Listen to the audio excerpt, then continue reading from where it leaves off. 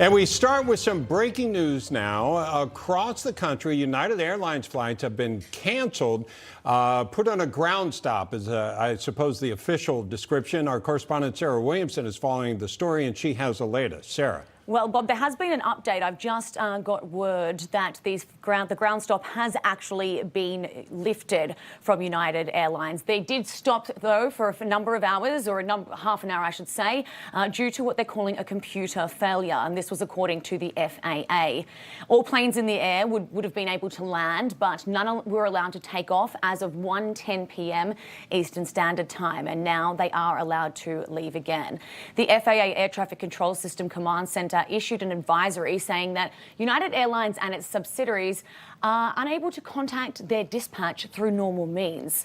I contacted the FAA and they confirmed the ground halt, suggesting that people direct their inquiries to United. I also contacted United as well on their general inquiries lines and was told that this wasn't the case. There was no ground halt, and but I'm waiting to hear back from the press team to clarify that, because I think she was given some wrong information there.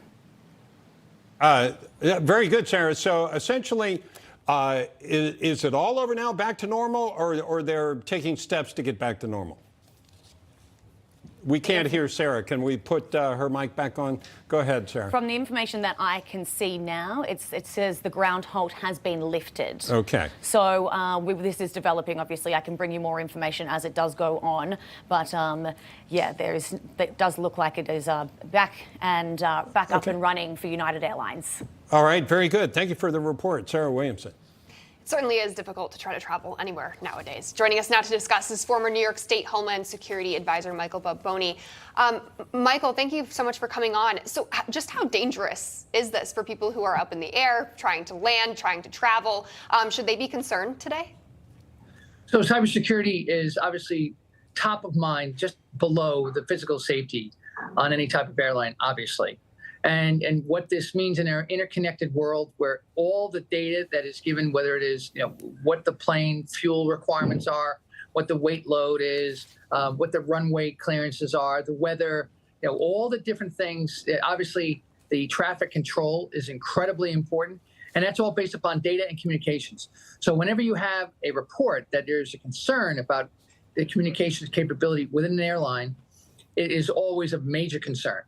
Yeah, and the first thing any of us thinks about beyond the safety issue is, could somebody be hacking this? Could this be intentional? How difficult is it to get into airline systems? All of the transportation networks have had to really upgrade in the last couple of years to make sure that they are not the victim of a hacking. There are redundant systems. There is an effort by the federal government to make sure, from a regulatory perspective, that all of the required safety checks are in and safety prevention technology is in place. And also the airlines in particular, as all transportation networks have done, they have spent millions and millions of dollars of getting the best and the brightest and the best technology up and running.